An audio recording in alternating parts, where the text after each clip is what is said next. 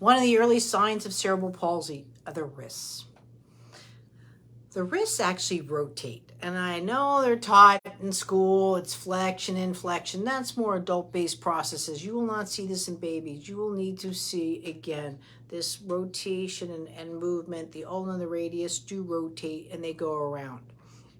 One of the things that you'll see is a very early commitment in cerebral palsy, and it could be one arm or it could be both, is the commitment of the wrist or the commitment of the wrist. Right? So you might see fisting, and that's what your concern is. But what you're not seeing is this movement going in and out, up, down, however you want to put it with that rotation, right? That rotation should happen from all different degrees. And this is later on, why can't my kid write? Why can't I go into self-feeding, self-care skills? Because at 5.5 months, when a baby is starting to bounce on your lap, one of the big milestones that happens is they can articulate the thumbs over their pinky when they're jumping like this. And these are all your self-help skills, from feeding, all of this kind of movements, dressing myself. Later, the pinky will articulate over the thumb, right? And again, these are some milestones of the hands. People like to say I'm all over the place. Every movement counts in the human body, and every movement of the human body has milestones.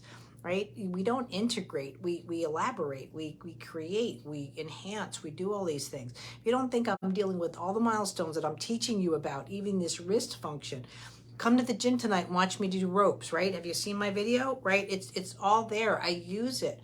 You have to have it. I use it all day during lessons, but you will see a child, and you might see the spasticity, but the early signs is that wrist wants to commit or commit. Parents will try and bring the hands, and they'll try stretching because they don't understand what's causing it. The fine motor skills of the back didn't sync up with the fine motor skills of the eyes, and now the hands are really getting compromised.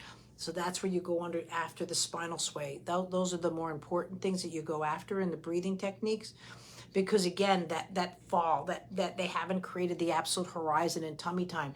These are why, again, even though you're dealing with the 15-year-old with CP, go back to the tummy time course, go back into that.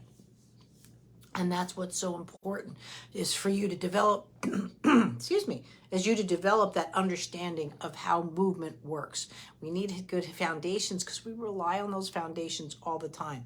But yeah, if you're seeing the wrist, that's one of the early signs. I've been covering the early signs since Sunday. You can go back and watch my other videos. And I should actually have a landing page of a great free course on cerebral palsy for you to get everything that you need, including handouts from me. Thanks. Hi, Sophia.